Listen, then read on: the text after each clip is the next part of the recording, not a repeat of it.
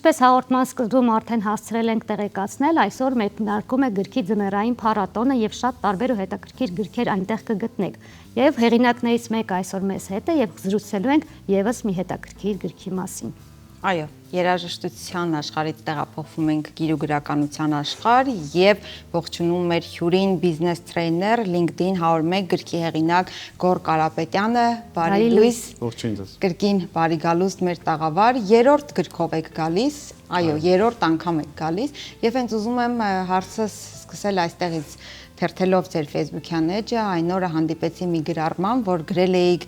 բնականաբար գրքերը երեխաների նման են, որոնցից առաջինը սովորեցնում է սկսել, երկրորդը առաջնորդել, իսկ ահա երրորդը այլ է։ Երրորդը սա է։ Եվ ո՞րն է այդ այլը, հետաքրքիր է։ Նախ ինձ եւս շատ հաճելի է ձեր տաղավարում երրորդ անգամ, իսկ չորրորդ անգամ գտնվել։ Չորրորդ։ Մի անգամ էլ մեր միջոցառման շրջանակում Ճիշտ եք։ ելույթ ունեցել են ընկերոջս հետ, գործընկերոջս։ Գիրքը Եթե առաջի երկու գիրքը ավելի փափուկ հմտությունների, ավելի մի փոքր փիլիսոփայական ժանրից են, սա շատ ավելի գործնական է։ Եթե առաջի երկու գիրքը ավելի լայն լսարանի համար է, սա իրականում ավելի նեղ լսարանի համար է, որտեղ նվիրված է LinkedIn սոցիալական հարթակին, ընդ որում ոչ թե բոլորի համար, այլ ավելի շատ գործարարների կիրառման նպատակով, այսինքն ցանցը շատ լայներն օգտագործում է տարբեր մասնագետների, նոր ուսանողների, ովքեր աշխատանք են փնտրում նրանց կողմից, բայց կոնկրետ գիրքը նվիրված է այն ղեկավարներին, բիզնես առաջնորդներին, ովքեր ցանկանում են կառուցել եւ զարգացնել իրենց անձնային բրենդը գլոբալ առումով, օգտագործելով տվյալ հարթակը։ Ես սկսեցի ուսումնասիրել, հասկացա, որ հայկական իրականության մեջ հայալեզու թե տեսանյութերի թե նաև գրականության մեջ մեծ բաց կա։ Ինքս նվիրվեցի ես սոցիալական հարթակը կիրառելուն եւ ամբողջ սովորածը իմ փորձով, մեր հաճախորդների փորձով եւ նաև համաշխարհային լավագույն փորձով փորձեցի ամփոփել, վերածել ուղեցույցի։ Որ կասեք, քանի որ LinkedIn-ի մասին ենք խոսում, որքանով այն տարածելի դարձավ Հայաստանում եւ ինչ օգտակար կետեր կան, որոնց մասին կուզեք խոսել։ Գիտեք, իրականում եթե համեմատենք այլ սոցիալական հարթակները, որտեղ բոլորս կանք, ցավոք LinkedIn-ը ցուցակում եւի վերջինն է, ու ինքը ավանդաբար համարվում է այսպես փոխկապով շատ տենց խիստ տեղ, պաշտոնական, բայց իրականում ես միշտ ասում եմ նաև իմ հանդիպումների ու դասընթացների ժամանակ, որ երևի թե ամենաազնիվ սոցիալական հարթակն է, որովհետև քեզ վերադարձնում է այն, ինչ որ դու տվել ես ու կուտակվում է դա ու վերադառնում է քեզ, այսինքն այն հարթակը չէ, որտեղ մեկ կներեք անկապ պարով հաջորդ օրը դու գնում ես, ինչպես ասում են, վիրալ եւ այլն։ Հայկական իրականության մասին, տեսեք, Հայաստանում ըստ վերջի թվերի օգտագործում է մոտավորապես 428,000 մարդ LinkedIn-ը որպես սոցիալական հարթակ ու դեռ եթե անկեղծ շատ կայացած չէ LinkedIn-յան համայնքը հայկական, նաև դրա համար է մեր միջոցառումը, որի մասին խոսել ենք, կոչվում է LinkedIn Local Երևան, մենք դա արել ենք Հայաստանում, Միացյալ Նահանգներում, անցյալ տարի նաև Անգլիայում եւ Չինաստանում։ Նպատակն է LinkedIn-յան գաղափարախոսությունը օֆլայն եւ օնլայն տարածել։ Շատ տարածված չէ, բայց այս գիրքը այդ խնդիրը փորձում է լուծել։ Իսկ քանի որ նշեցիք գիրքը ավելի նեղ շրջանակի համար է, այսինքն կրկին սոցհարթակի մասին էլ նեղ շրջանակ է իմանալու, որոնք նաև երևի թե գիտեն արդեն։ Ինչ աշխատանքներ եք տանում թե գրքի միջոցով թե հետագայում, որպեսզի մարդիկ շատերը մեծամասամբ տեղեկացվեն եւ օգտվեն այս հարթակի դրական կողմերից։ Դրական կողմեր, որքանով գիտեմ, հետևելով ձեր էջին ունի։ Շնորհակալ եմ շատ։ Տեսեք, իրականում ես միշտ այսպես եմ ասում, ինչին ես հավատում, դա վերածվում գրքի։ Հիմա այս վերջի 2-3 տարին ես իրոք շատ նվիրված եմ այս գաղափարին ու հարթակին եւ օգտագործում եմ թե իմ, թե մեր գործունեության համար եւ կուտակած փորձը սկսեցի նաեւ կիսվել կուտակված փորձով մոտ 5 բիզնես միության անդամ եմ մեր ընկերությունում ու որտեղ որ կանք, այդտեղ հնարավորություն կա հանդես գալ ելույթներով եւ բոլոր տեղերում գրեթե ես սեմինարներ եմ կազմակերպել նվիրված այս թեմային ու շատ մեծ հետաքրքրություն է առաջացրել գործարարների շրջանում, ինչպես նաեւ սկսել եմ իմ հեղինակային, այսպես ասած, դասընթացը որոշակի մրցութային կարգով, որտեղ հավաքում եմ շատ փոքր թվով մարդկանց ու մեկից երկու շաբաթվա ճանապարհ ենք անցնում իրենց LinkedIn-յան պրոֆայլ եւ ընդհանրապես դիրքավորման ամբողջ ռազմավարությունը մշակելու առումով համալսարաններում եմ ելույթ ունենում պետական, տնտեսագիտական, պետական ստորակետ, տնտեսագիտական ստորակետ եւ ֆրանսիական, ինչպես նաեւ այլ ուսանողության շրջանում եւս փորձում եմ պրոպագանդել, որտեղ դրա կարիքը շատ կա, հատկապես իրենք գիրքը այնքան էլ իրենց համար չէ, բայց հարթակը շատ կարեւոր է իրենց կարիերան ոնց որ մեկ օր շուտ ավելի ճիշտ ուղղության վրա դնելու համար։ Այսպես ու նաև այսպիսի եթերների շրջանակում եւ իմ էջերով ես փորձում եմ պրոպագանդել ու ես անդադ մասնավոր զրույցների եւ այլ հանդիպումների ժամանակ ստանում եմ այդ հետարձագանքը, որ այ քեզանից ողջևորվում ենք, այն օրես ինչ գրել էիր մեզ շատ ողջևորեց, սկսել եմ վերանայել պրոֆայլս եւ այլն, որոշակի ազդեցություն արդեն ունի։ Գոր հենց հետարձագանքների մասին էի ուզում հարցնել, դուք ասացիք, որ հավատը վերածվում է ձեր կողմից գրքի, իսկ գրքին հավատացողները շատ են, իրական արձագանքներ, որոնք իսկապես այդ տողով մոտիվացվել են կամ այդ քայլերը, որոնք դուք եք առաջարկում, առաջնորդվել են այդ քայլերով եւ հասել են հաջողությունների։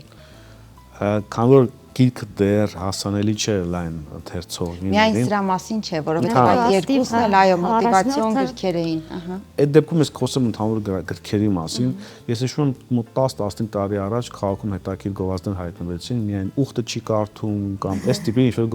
գովազդներ կային։ Ու եթե մենք համեմատում ենք, տեսնում ենք, որ կա չէ տարբերություն, այսինքն այդ ռոպագանդան կամ չգիտեմ, այդ գրքի փառատոները եւ բոլոր ոնց որ գործողությունները, որոնք արվել են դրա ոլորտում, ազդեցություն թողել են։ Հիմա գիրքը շատ ավելի շատ են ամեն այսպես են ասում, ավելի շատ են գնում գիրք, չգիտեմ կարդում են թե չէ, քան 10-15 տարի առաջ։ Այսինքն գնել ավելի այս պահին նորաձև է։ Նու ավելի չափելի է։ Իսկ ինչպես նաև մեր մշակույթում մտել է, որ մենք արդեն գիրք ենք նվիրում իրար, կորպորատիվ նվերը որպես հանդես գալիս, դրա համար այս առումով վստահ եմ, որ այո մեծ փոփոխություն կա գրքերի առումով։ Գալով իմ նախորդ գրքերին, առաջինից անցել է արդեն 4, երկրորդից 2 տարի, ես շաբաթվա մեջ 1-2 անգամ սոցիալական ցանցերում, այսպես ասած, թագ են անում, որ գիրքը ձեռք են բերել կամ կարդացել են, սա են արել, կամ չգիտեմ, ինչ-որ իրավիճակում ինչ-որ տող է օգնել իրենց։ Այսինքն, այո, գրքերը ես ժամանակ առ ժամանակ նույնիսկ մոռանում եմ այդ անկեղծ, նման դեպքեր են հիշեցնում, որ այսպեսի աշխատանք է արվել, այսինքն սա լավն է, որ քեզանից անկախ գրքերն ապրում են ու ինչ-որ լավ ազդեցություն են դառնում։ Այո։ Ինձ հետաքրքիր է գոր, եթե մի պահ պատկերացնենք այդ 3 գրքի պրոակտիվ առաջնորդը հաջողության թաքնված կողմ եւ այս գրքի հեղինակը դուք չեք եւ 3 գիրքն էլ դրված է, որը կկարդայիք օրինակ։ Այ, վերջինը։ Ինչու՞։ Զուտ որպես նեղ մասնագիտական կհետաքրքրե։ Այո։ Շատ լավ։ Իսկ նախորդ ձեր գրքերից կան հատվածներ, որ ժամանակ առ ժամանակ վերհիշում եք եւ փորձում եք կամ չկրկնել կամ կրկնել միտքը ինչ-որ նոր ձևով։ Գիտեք, այսպես հետաքրքիր բան կա, ես մի քանի ստեղծագործող մարդու հետ շփվել եմ, որ գիրքը գրելուց հետո շատ բարդ է նորից բացել այն։ Հետաքրքիր բան կա, ֆեյս նաև անբացա։ Ոչ այդքան, քան որ դա անկեղծ ասած շատ հաճախ շատ մեծ տարապանքների արդյունքում ծնված բան է, դու երբ որ բացում ես, ոնց որ վերապրես դա։ Այսպեսի մի ես այդպեսի վերապրում ունեմ։ Իսկ գրքերի մասը իհարկե ժամանակ առ ժամանակ բացում եւ հաճելորեն զարմանում եմ, ասում միգուցե միթե այսքան խելացի եմ եղել այդ տարիքում։ Գիտեք, երկրորդ գրքի նախաբանն է շատ ուժեղ, որը ես ուղղակի առակ է որ օգտագործել եմ, որը շատ մեծ փիլիսոփայական գաղափար ունի իր մեջ ու ժամանակ առ ժամանակ նույնիսկ տարբեր ելույթների ժամանակ ես խոսում այդ մասին, այնտեղ չեմ կարող հիմա վերարտադրել, բայց պատասխանատվությունից խուսափելու մասին է ու ամբողջ գիրքը նվիրված է դրան հենց առաջնորդությանը։ Իսկ առաջին գիրքը ավելի շատ հմտությունների մասին է, ինչի կարիքը մեր հատկապես երիտասարդ սերունդը շատ ունի, հաղորդակցման հմտություններ, այսպես ասենք, փափուկ հմտություններ, որոնք ավելի շատ մարդու բնածին են տրված, որոնք պետք է զարգացնել, հաղորդակցվել, կոմունիկացվել, կապեր ստեղծել, այսպես շարունակ։ Ինչպես նաև այդ գրքում նաև տեխնիկական հմտությունների մասին են խոսում, որոնք ևս շատ ահռելի են։ Ուզում եմ ասել, որ այդ գրքում նաև կան լուծումներ, առաջարկներ, ինչպես կիրառել այդ ամենը, եթե անգամ ներսում չկա ի վերուստ, ինչպես ասեցիք, բայց ես այստեղ կուզեմ նշել, որ ոչ միայն երիտասարդների, կարծում եմ հենց մեծահասակները ավելի շատ հենց չեն սովորեցրել մեր սերնդին, մեզնից հետո եկողներին, որ կարելի ցանկացած դիսկուս, խոսակցություն տանել ավելի կառուցողական եւ այլն, արդեն մեզանից հետո եկող սերունդը ըստ իս իհարկե սա իմ կարծիքն է, թե նման գրքերի միջոցով, թե շփման միջոցով ավելի կառուցողական ու թեթև են վերաբերվում թե մարդկային հարաբերություններին, թե ընդհանրապես աշխարհում ամեն ինչին։ Կորես, ինչու 101։ Սկզբից չանդրադարձանք։ Իրականում